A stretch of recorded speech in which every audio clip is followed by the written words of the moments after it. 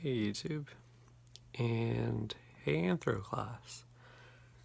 I feel like I'm kind of like pulling a sort of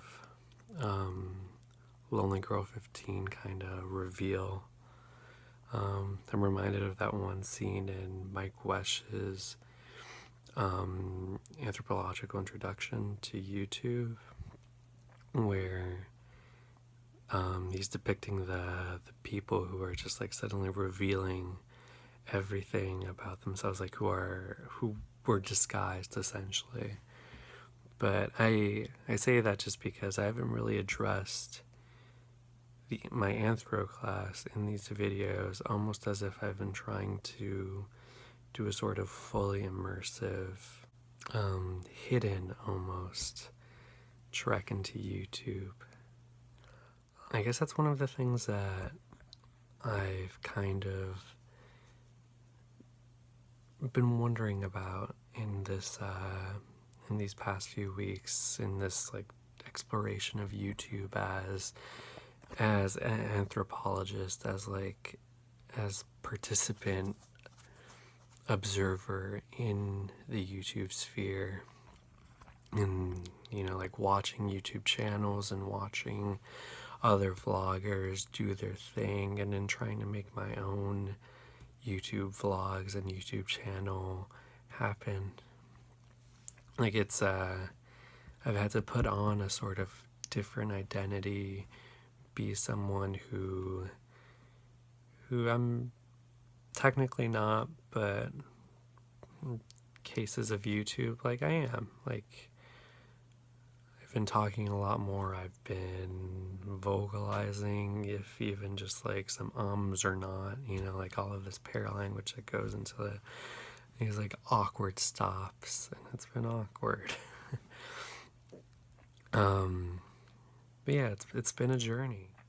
I don't know what else I can really say. Like my vlogs have been pretty simple. Like it's usually just me in front of my phone or sometimes my computer, just kind of ranting.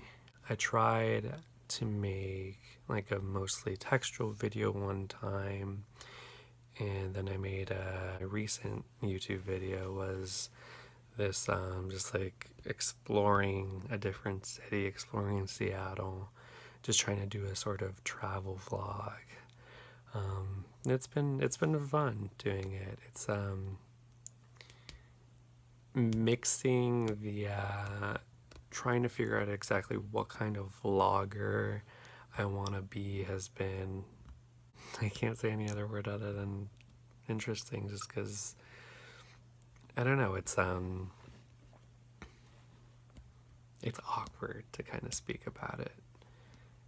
On the topic of awkwardness, like in the beginning it definitely was awkward,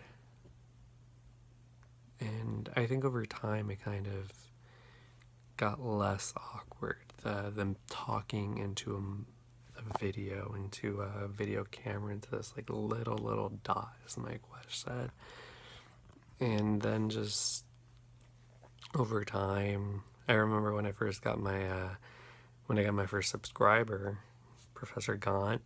That was very surprising. It just felt like all of a sudden, like I think it was after one or two videos that I was just talking to no one, seemingly just kind of saying whatever, and then the notification, you have a subscriber, and it was like, oh my god, now I have an audience. That felt weird, but good. Like it kind of directed my rants at times, or my within the scope of our class. I would talk about class and inequality, or like the Bernie bro or what have you, but still with like a subscriber or a viewer in mind, and it felt good to have that kind of perspective. My videos haven't necessarily gotten better, I think. In terms of playing around with editing, I've done a whole lot more of that. Just like, little like transitions, like making things, and it's not just one long scene. But that one sexuality video, I think, was probably my best, just even in terms of like the amount of work that went into it, and into like having like the text go a certain way. One thing I will say about that though is that about editing is I've found it a lot easier to edit on my phone, just downloading certain apps like an iMovie app. I've been working on an iPhone and just like recording, but I found that transferring files over to my computer to then edit is just so cumbersome. And I don't know if it's just like me being such a millennial or me being such a like youth that like the thought of like going to another, like mobile or like electronic device is just so cumbersome or so tiresome that it's just easier to like edit on a phone. I don't know, it just became so much easier to do little like edits. Like I made my entire Seattle video on my phone, just kind of like using the iMovie app on my iPhone, and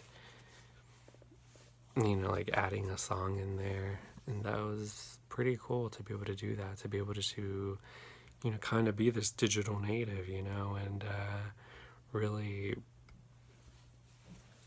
I don't know, work with what I had with just like, I guess that says something about YouTube. You do it on the fly. You can do it on the fly if you want to, and then you can maybe edit after.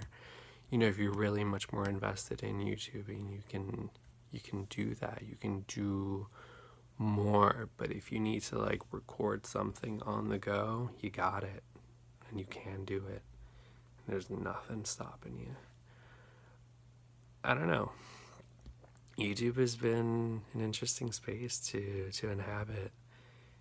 It's quirky, you won't get immediate fame unless you're actually trying. Like, there were moments where I thought that, oh, what if this video goes viral? Or what if, what if you suddenly get famous? But no, none of that happened, So there's a sort of, I don't know, preoccupation with fame, subtle preoccupation, but whether or not I'll be making videos in the future, who knows, seems like a fun platform, a fun community. I'm really big into Instagram, so check me out if you want, I guess. I'll put the link down in my description box. But there are times that I am like, I have started to get that little like video bug where, like, oh, this would look great as a video instead of just like an image. So maybe I'll make some videos. We'll see though. Yeah, I don't know. Well, I'm personally definitely interested in seeing what I'll do with YouTube in the future, if anything. And I guess I would say something about, like what this experience has left for me. But I think it's definitely left me more aware of like what this space can be, what it can be used for, and how it can be used. It's not just videos, it's not just music videos, it's people talking and talking to each other and talking with one another, making community, making themselves into something that they may or may not be. I don't know. Identity, like negotiating identity is something that happens on YouTube. Performing identity. It's a crazy space, a crazy good space. I'll say that. Yeah, I'll stop ranting now, but It's been a pleasure, YouTube. Maybe I'll see you. I'll definitely still be seeing you, but we'll see if you see me. Alright, bye.